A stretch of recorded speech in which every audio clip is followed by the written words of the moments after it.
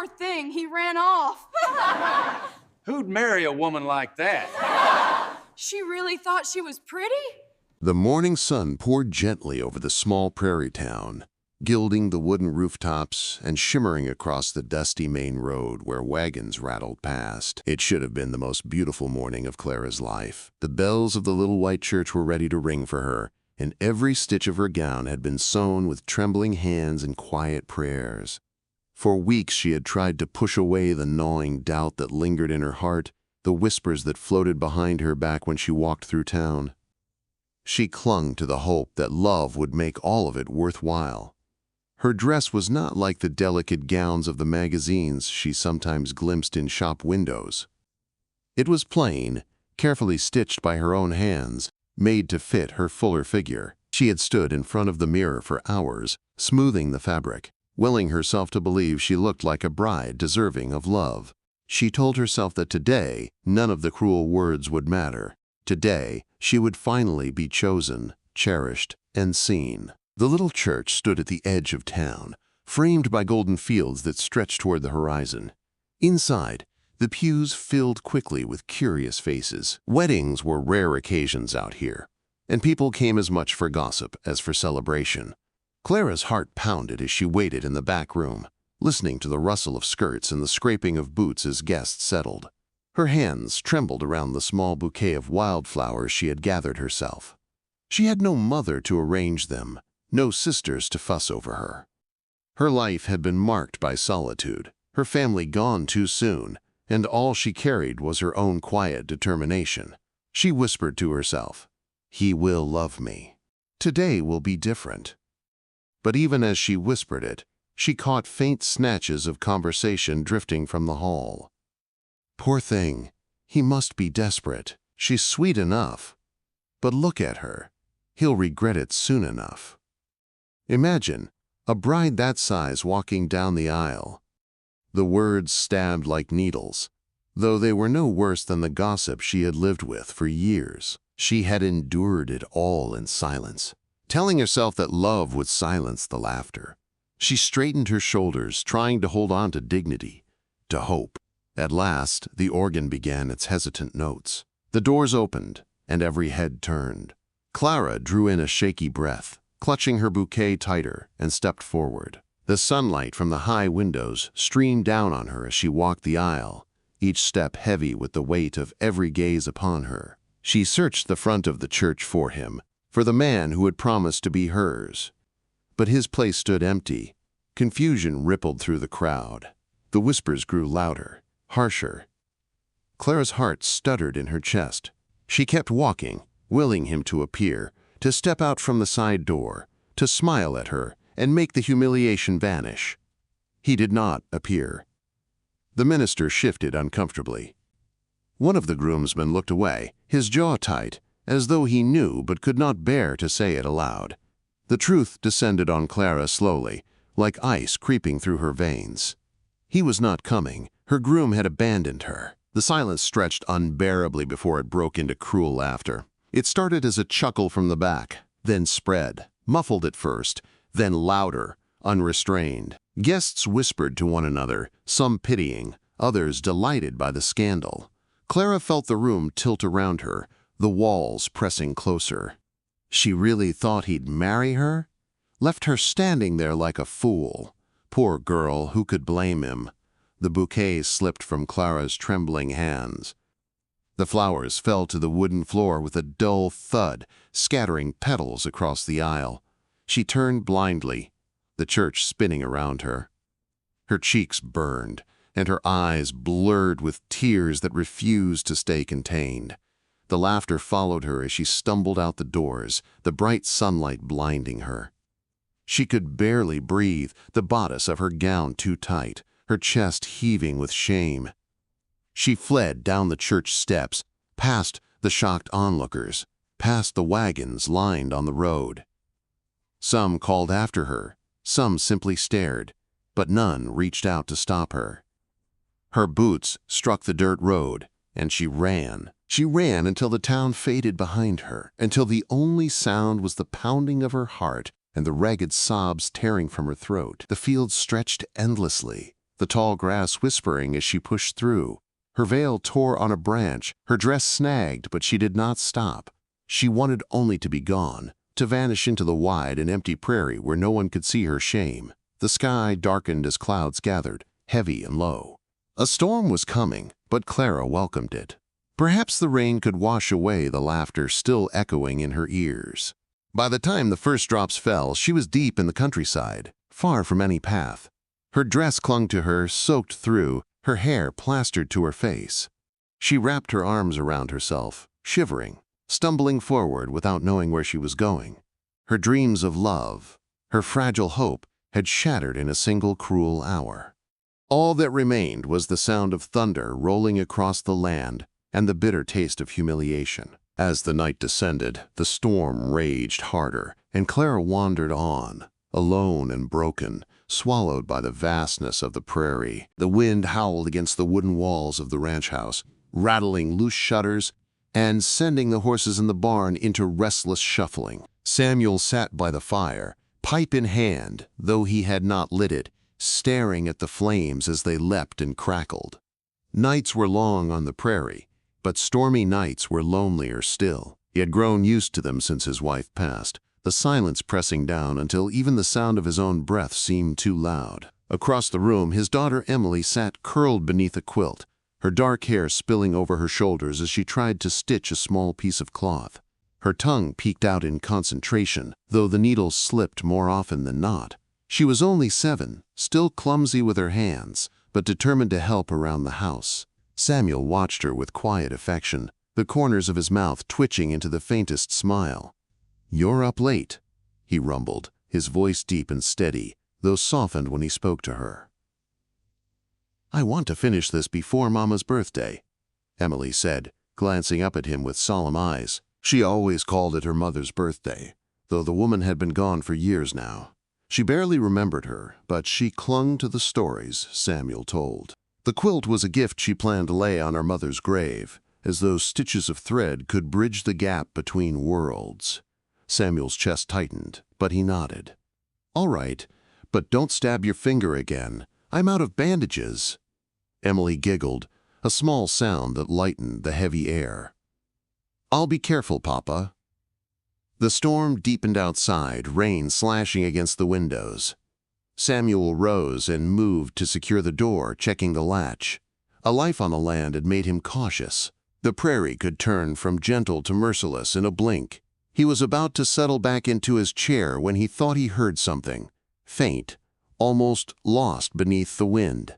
A sound that didn't belong to the storm. He frowned, listening. Emily looked up. "What is it?"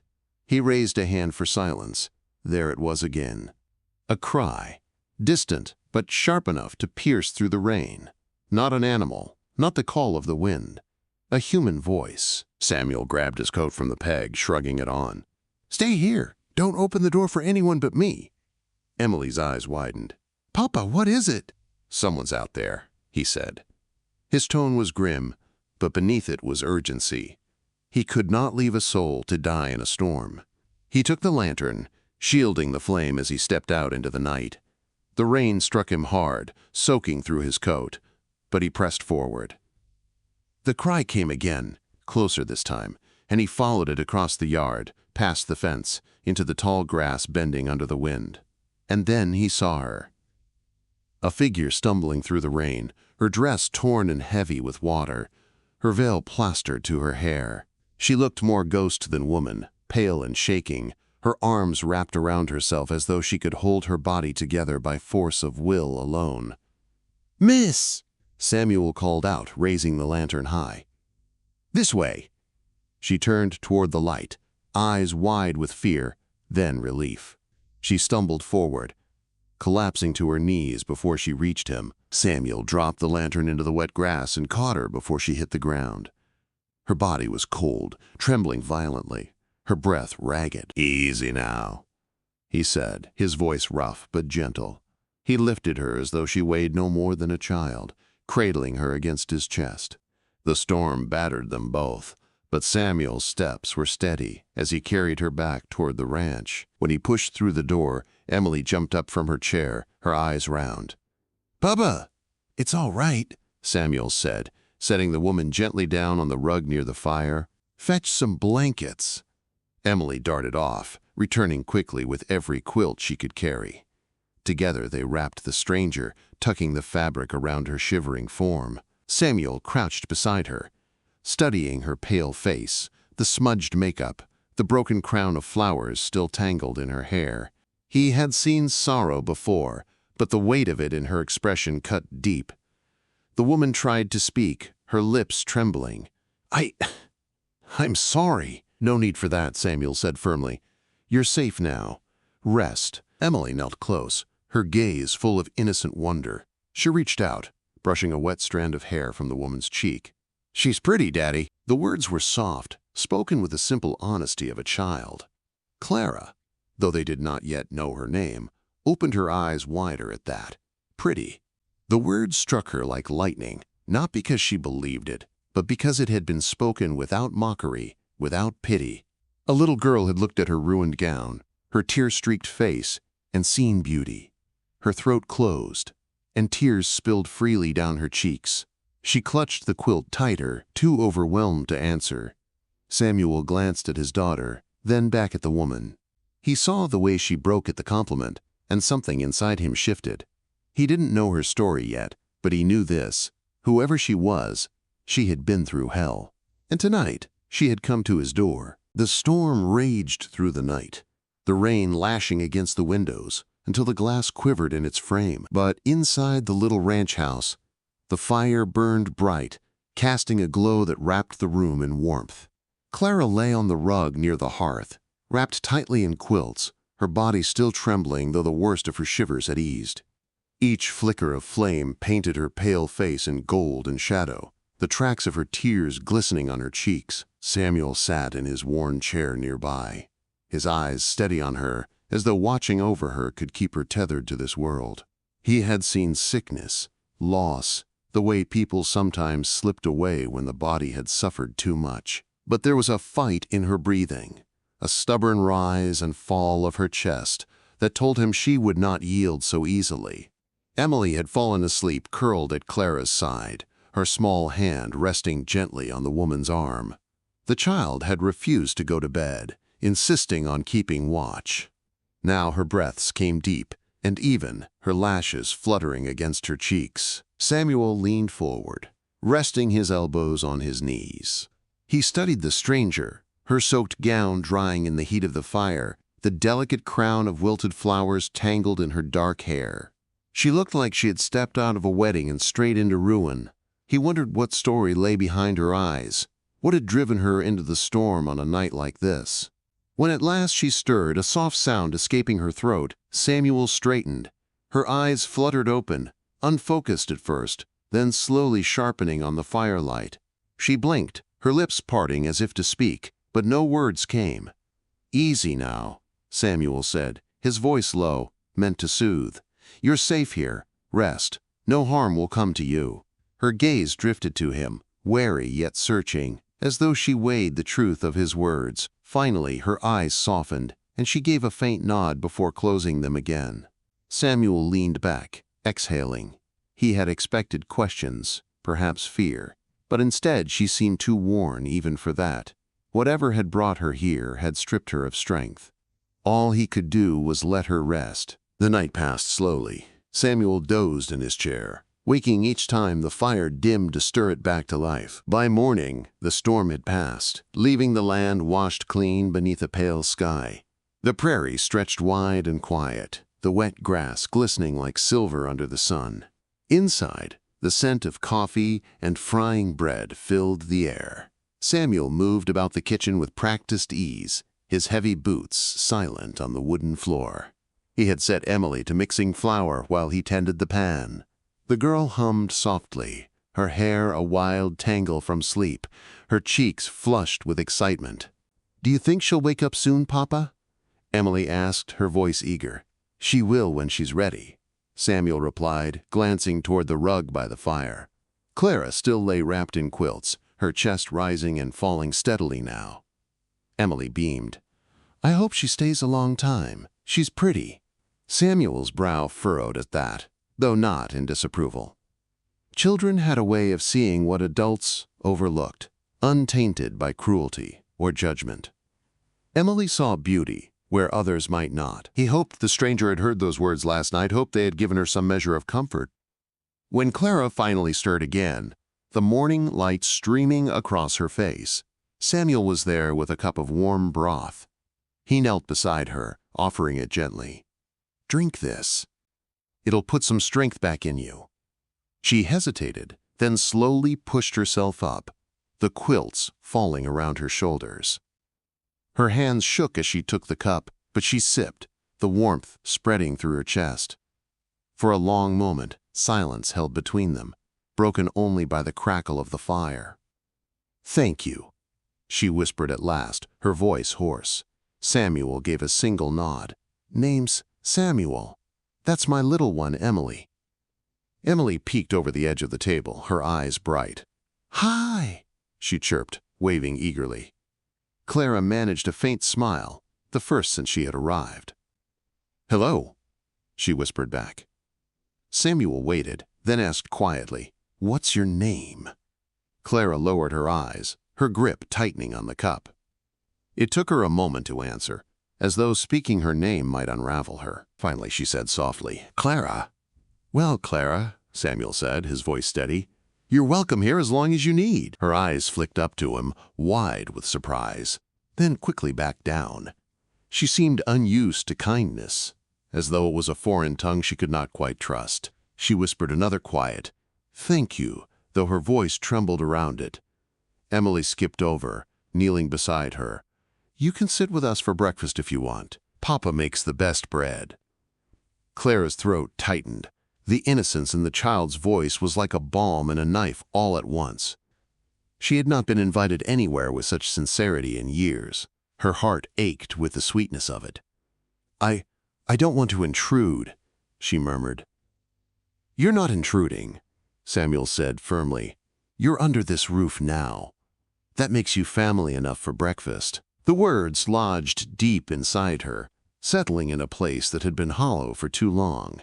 At the table, Clara ate slowly, her hands still trembling, but each bite seemed to ground her more firmly in the present. Emily chattered between mouthfuls, telling her about the ranch, the horses, the wide fields where she liked to play. Clara listened, nodding, smiling faintly, though a shadow still lingered in her eyes.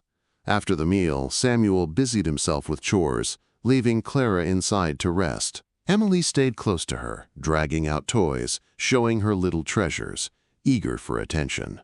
Clara indulged her, laughing softly at the child's antics, though the laughter carried an undertone of sorrow. When Samuel returned, he found them sitting together by the fire. Emily leaned against Clara, her head resting on the woman's arm as though it was the most natural place in the world. Clara looked up at Samuel, startled, as though caught in something she had no right to feel. He held her gaze for a moment, then looked away, his jaw tight. He did not ask her story. Not yet. She would tell it when she was ready. For now, it was enough that she was here, alive and safe. Days slipped into one another, marked by the rhythm of ranch life. Clara regained her strength, though her steps were slow, her eyes often distant. She helped Emily with small tasks, mended clothes, stirred soup. Samuel noticed how her presence softened the edges of the house, how Emily's laughter came more easily, how even the silence felt less heavy when Clara was near. But he also saw the way she flinched at certain words, the way shadows crossed her face when she thought no one was watching. She carried a burden he did not yet understand, but it weighed on her with every breath. One evening, as the sun sank low and painted the fields in gold, Samuel found her standing at the fence, staring out at the horizon. Her hands gripped the wood, her shoulders tense. He approached quietly, his boots crunching in the dirt. "You'll wear yourself out brooding like that," he said gently. Clara startled, then gave a faint, apologetic smile. "I'm sorry. I didn't mean to be ungrateful. You've been so kind. I don't belong here." Samuel studied her profile, the sorrow etched into it. "You belong where you're safe. That's here, for now." Her throat worked, as though she wanted to say more but couldn't. She turned away, blinking back tears. He let her be, but as he walked back toward the house, he thought of Emily's words that first night. "She's pretty, Daddy." The child had seen what others refused to. Samuel wondered if Clara had ever truly been seen before, or if the world had only ever measured her worth in cruel ways. That night, Clara lay awake, long after Emily had drifted to sleep beside her. The child had insisted on sharing her small bed, refusing to be parted from her. Clara stared at the ceiling, listening to the quiet creak of the house, the distant call of a coyote. Samuel's words echoed in her mind. "You belong where you're safe." She pressed a hand to her chest, trying to still the ache inside. She wanted to believe him. She wanted to believe she could stay, that she could be part of something whole again. But the memory of laughter at the church still haunted her, sharp and cruel. As the night wore on, she wept silently, her tears dampening the pillow. Emily stirred in her sleep and, without waking, wrapped an arm around her. The simple gesture shattered her all over again. For the first time in years, Clara prayed, not for love, not for beauty, not for acceptance, but for the strength to stay where kindness had found her. The days grew longer as summer stretched its golden hand across the prairie. The fields rippled with tall grass, the sky vast and endless, and the ranch settled into its steady rhythm. Clara had found a kind of fragile peace within its walls. Each morning she woke to the smell of coffee and bread, to Emily's chatter, to the distant call of cattle lowing in the pastures. She swept the floors, patched Samuel's shirts, and helped with supper. On the surface, it seemed as though she had slipped seamlessly into their lives. But peace is a delicate thing, and Clara carried shadows that would not let her rest. In the small town nearby, gossip still bloomed like weeds. The story of the abandoned bride had taken root deep in every corner of the community. When Samuel sent her into town with Emily to fetch supplies, Clara felt the sting of every glance. Women leaned together and whispered when she passed. Men smirked, their eyes sliding over her in ways that made her skin crawl. Even children snickered, their mothers too entertained to hush them. Emily, oblivious, tugged at Clara's hand and chattered about ribbons and sweets. Clara forced a smile for her sake, but inside, she wilted beneath the weight of their ridicule. At the general store, the shopkeeper's wife raised her brows when Clara stepped inside. "Well, if it isn't the runaway bride," she said with a false sweetness, her voice carrying through the room. A few customers laughed quietly. Clara's face burned, and she lowered her gaze, fumbling with the list Samuel had given her. Emily frowned, confusion flickering in her eyes. "Why are they laughing, Clara?" she asked in a whisper. Clara forced her voice steady. "It doesn't matter, darling. Let's just get what we need." But the words burrowed into her, deep and poisonous. By the time they left the store, her hands were shaking so badly she nearly dropped the basket. That evening, back at the ranch, Samuel noticed her quietness. He sat across the table from her, his arms resting on the worn wood, his eyes sharp. "What happened in town?" Clara shook her head quickly. "Nothing. I'm fine." He didn't believe her. He had seen the way she flinched at shadows, the way her smile trembled, but he didn't press her, not then. He knew some wounds weren't ready to be touched. Emily, however, blurted it out as children do. "The people in town laughed at Clara, Papa. They said she was a runaway bride. I don't know why that's funny." Clara's stomach twisted. She wished the earth would swallow her whole. Samuel's jaw hardened, his eyes dark. He turned his gaze on Clara. "Is that true?" Clara stared down at her plate, ashamed. "It doesn't matter. They've always laughed at me. I should be used to it by now." Samuel's voice was low, firm. "It does matter. No one deserves that." She looked up at him then, startled by the intensity in his tone. But before she could speak, Emily reached for her hand. "I think they're just mean because they don't know you like I do. You're wonderful, Clara. You're pretty and kind, and you make the house feel happy." Clara's throat tightened. She squeezed Emily's small hand, blinking back tears. "Thank you, sweetheart," she whispered. Samuel's eyes softened at the sight, though his jaw remained clenched. He He wanted to march into town and silence every wagging tongue, but he knew the futility of it. People would talk as they pleased. The only thing he could do was make sure Clara knew she was safe here. But safety, Clara thought, was not the same as belonging. That night, after Emily had gone to bed, Clara sat by the fire staring into the flames. Samuel entered quietly, carrying wood to stack near the hearth. He watched her for a moment, the way her shoulders hunched, the sadness in her eyes. "You don't have to listen to them," he said quietly. Clara gave a bitter laugh. "Easier said than done. Do you know what it's like to walk into a room and know everyone is laughing at you? To be the joke?" Samuel's gaze did not waver. "I know what it's like to be judged. To be whispered about. After my wife died, folks said I'd never manage the ranch, never raise Emily right. They said I should give up, sell the land, move on.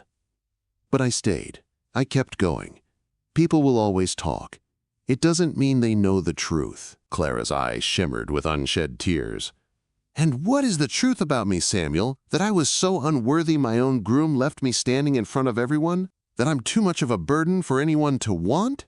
His voice deepened, steady and sure. "That's not truth. That's cruelty, and cruelty is a liar."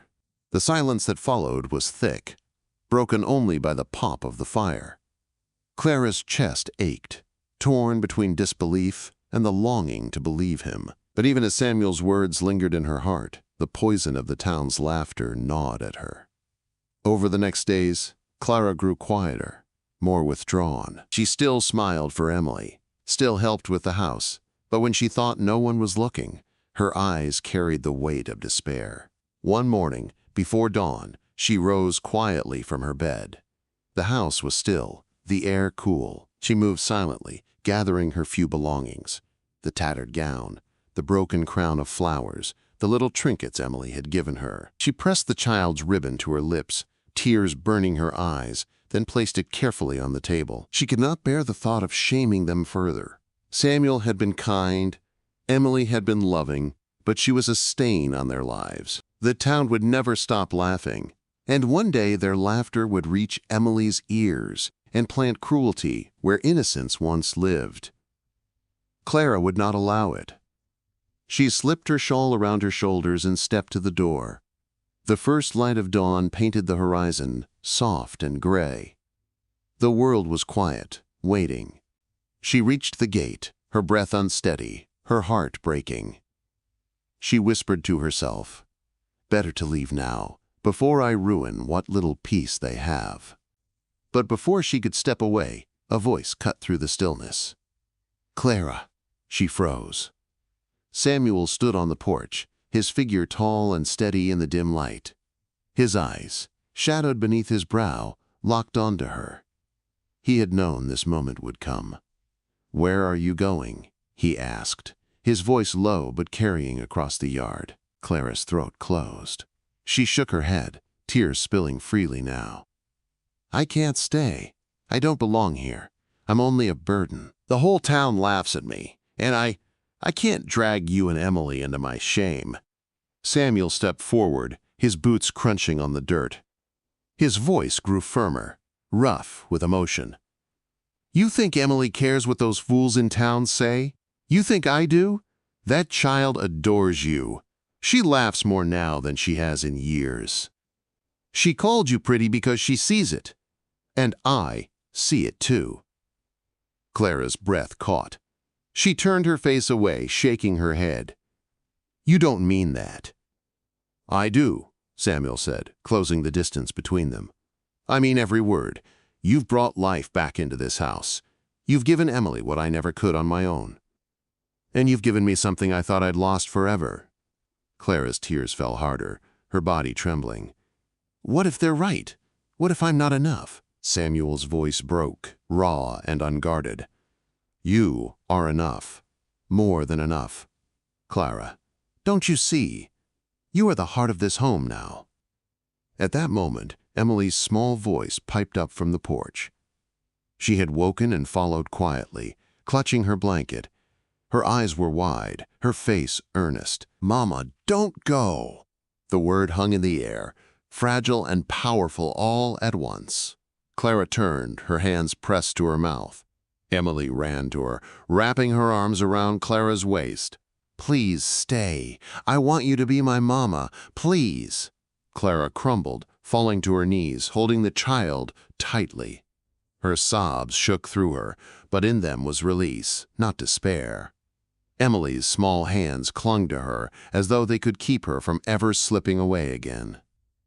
Samuel stood beside them, his hand resting on Clara's shoulder, his voice low and steady. "You don't have to go anywhere. You're home, if you'll let it be." Clara looked up at him through her tears. In his eyes, she saw no pity, no mockery, only truth. The truth she had longed for, feared she'd never find. She drew a shuddering breath, pressing her cheek to Emily's hair. And for the first time, she let herself believe. The dawn spread slowly across the prairie, soft strokes of gold and pink brushing the horizon as though the sky itself wanted to witness what had just unfolded. Clara knelt in the dirt, Emily's small arms wound tight around her, Samuel's steady hand grounding her. The words still echoed in her ears, "Mama, don't go." They reverberated through her like a bell, breaking apart the walls she had spent years building around her heart. She clutched Emily fiercely, her tears dampening the child's hair. For so long she had believed herself unwanted, a burden, someone to be mocked or cast aside. And yet here she was, held onto with such desperation that she finally felt what it meant to be needed. Samuel crouched beside them, his hand firm on her shoulder. His eyes were raw with emotion, though his voice remained steady. "You don't need to run anymore, Clara. Not from us, not from yourself. You belong here." Clara's breath hitched as she lifted her gaze to his. In his weathered face, she saw no judgment, no hesitation. There was only truth, unwavering and strong. She searched him for doubt, for the shadow of pity, but found none. Her voice trembled. "Do you really mean it? That I'm not a burden?" His grip tightened slightly, as though to anchor her. "I mean it with everything in me. You've given my daughter back her laughter. You've filled this house with warmth I thought was gone forever. Clara, you are not a burden. You are a blessing." The words struck her so deeply she could barely breathe. She closed her eyes, pressing her forehead against Emily's. Slowly, carefully, she let go of the fear gnawing at her chest. For once, she let herself believe. "All right," she whispered, her voice breaking. "I'll stay." Emily squealed with joy, throwing her arms around Clara's neck and holding on as though she never meant to let go. Samuel's breath released in a low sigh, relief softening his features. He helped Clara to her feet, steadying her when her knees wobbled. They walked back to the house together, the three of them hand in hand. The morning light spilled over the ranch, gilding the fence posts, the barn, the field stretching endlessly beyond. For the first time since Clara had fled that church in shame, she felt the faint stirrings of hope, not fragile and fleeting, but something she could grasp and hold on to. Inside, Samuel stoked the fire, while Clara helped Emily wash up for breakfast. The child chattered endlessly, her words tumbling out with excitement. "Now you'll stay forever, won't you? We can play in the fields, and you can teach me to sew better, and maybe we can plant flowers by the porch. Oh, and I can show you where the wild berries grow. Papa doesn't let me pick them without help, but if you're here, we can." Clara laughed softly, smoothing Emily's hair. "We'll do all of that and more." The sound of her laughter filled the kitchen, warm and rich. Samuel paused by the stove, glancing at her. Something tightened in his chest. Something he hadn't felt in years. It was more than gratitude, more than relief. It was the slow, steady awakening of love. They ate together, and though the meal was simple, bread, eggs, and coffee, it felt like a feast. Emily insisted on sitting beside Clara, her small hand slipping into hers every few moments as if to reassure herself she was still there. After breakfast, Samuel headed out to the fields, and Clara offered to help. At first he hesitated, not wanting to overburden her after the night's turmoil, but she insisted. I don't want to sit idle. Let me help, please. So she followed him to the barn, where the air smelled of hay and leather. The horses snorted softly, stamping their hooves as the morning light streamed in through the wide doors. Samuel showed her how to brush their coats, how to move slowly so as not to startle them. Clara watched carefully, mimicking his movements. Her hands were uncertain at first, but soon she found a rhythm, her touch gentle and steady. Samuel stole glances at her as she worked. There was something about the way she moved, with caution, yet with a quiet determination that struck him.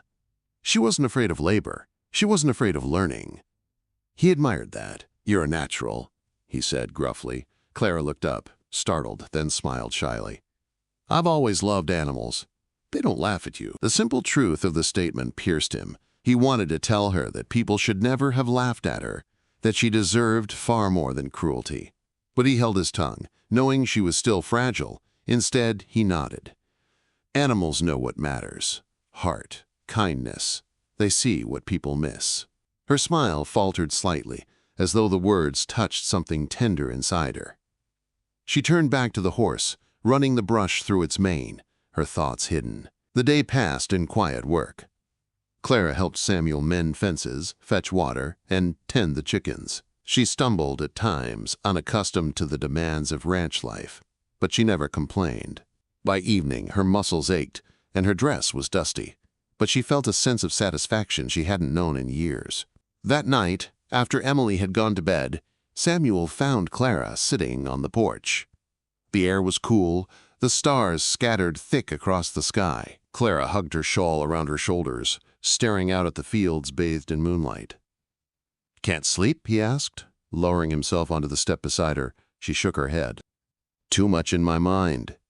They sat in silence for a while, listening to the crickets, the distant howl of a coyote. Finally, Clara spoke, her voice low. "Do you ever wonder why people are so cruel? Why they take pleasure in someone else's pain?" Samuel's gaze was steady on the horizon. "Because it's easy. Cruelty is easy. Kindness takes strength. And most folks don't have it." Clara swallowed hard. "When they laughed at me, I thought I would die. I thought it proved everything I'd feared about myself. That I was unworthy, ugly, a fool to believe I could be loved." Her voice broke, and she turned her face away, ashamed of her tears. Samuel's hand rested lightly over hers. His touch was warm, grounding. "You are none of those things, Clara. You hear me? None of them. You were brave enough to hope, to love. That's no fool. And as for worthy, I've never known anyone more worthy." Her breath caught. Slowly, she turned her gaze to him. His eyes, lit faintly by the moon, were unwavering. The world seemed to still around them. For a long moment, they simply looked at each other, something unspoken passing between them, something fragile but undeniable. Clara's heart pounded, fear and longing twisting together. She looked away first, her cheeks burning. "Thank you, Samuel, for saying that, for everything." He wanted to say more, to tell her how much she had come to mean to him, but he held back. Not yet. She had been broken too recently, and he would not risk pushing her away with words she wasn't ready to hear. Instead, he simply nodded, his hand lingering over hers before he withdrew. "Get some rest, Clara. Tomorrow will be another long day." She smiled faintly. "Good night, Samuel. Good night." He rose and went inside, but his thoughts lingered on her long after he lay down to sleep. In the weeks that followed, Clara became more firmly woven into the fabric of their lives. She taught Emily songs and lullabies, baked bread that filled the house with warmth, and planted flowers along the porch as the child had asked. Samuel watched her with quiet admiration, noticing the way her laughter grew easier, the way her eyes lit up when Emily called her mama without hesitation. But still, shadows clung to her. Some nights, Samuel heard her crying softly when she thought no one was awake. Some mornings, he found her standing at the fence, staring toward the town with a haunted look. The wounds of that day at the church were not healed yet. One evening, Samuel returned from town with supplies. His expression was dark, his shoulders tight. Clara noticed immediately as he set the sacks on the table. "What is it?" she asked quietly. He hesitated, then said, "They're still talking. About you, about me, about us." Clara's stomach dropped. "What are they saying?" "That I took in the abandoned bride, because no one else would have her. That I must be desperate. That you're just another mouth to feed." His jaw clenched. "I nearly broke a man's jaw for it." Clara's face crumpled. The shame, the humiliation surged back with brutal force. I told you this would happen. I'm only dragging you down." Samuel's eyes burned. "Don't you dare say that. Their words mean nothing. You mean everything." Her tears spilled over, her voice trembling. "Then why does it hurt so much? Why can't I just ignore them?" He stepped closer, his voice fierce but steady. "Because you're human. Because you've been hurt before, and wounds don't vanish just because someone says nice things. But listen to me, Clara. Those people don't decide your worth. You do. And Emily and I, we see it clearer than they ever will." Clara stared at him, her breath coming fast. In his eyes, she saw fire and conviction, the kind of strength she had never known anyone to wield on her behalf. It shook her, it moved her, it terrified her. She whispered, "Samuel," and before she could say more, Emily bounded into the room, clutching a drawing she had made. "Look, Clara, I drew us. You, me, and Papa." Clara took the paper with trembling hands. The drawing was crude, childish, but clear enough. 3 figures holding hands, smiling beneath a bright sun. Above them, in large, shaky letters, Emily had written, "My family." Clara broke then, sobbing as she pulled Emily into her arms. Samuel stood behind them, his chest tightening, his heart full. He knew then that no gossip, no cruelty, no whisper of the town could undo what they had built together. They were a family now, and nothing could take that from them. And so, beneath the endless prairie sky, Clara finally found what she had long believed was lost, a place where kindness silenced cruelty, where laughter replaced loneliness, and where love grew stronger than every whisper of doubt. With Samuel's steadfast heart and Emily's innocent trust, the broken bride became the cherished mother and beloved partner she was always meant to be. If this story touched your heart, make sure to subscribe to Wild West Love Chronicles so you don't miss the next tale of hope, second chances, and timeless romance under the wide open sky.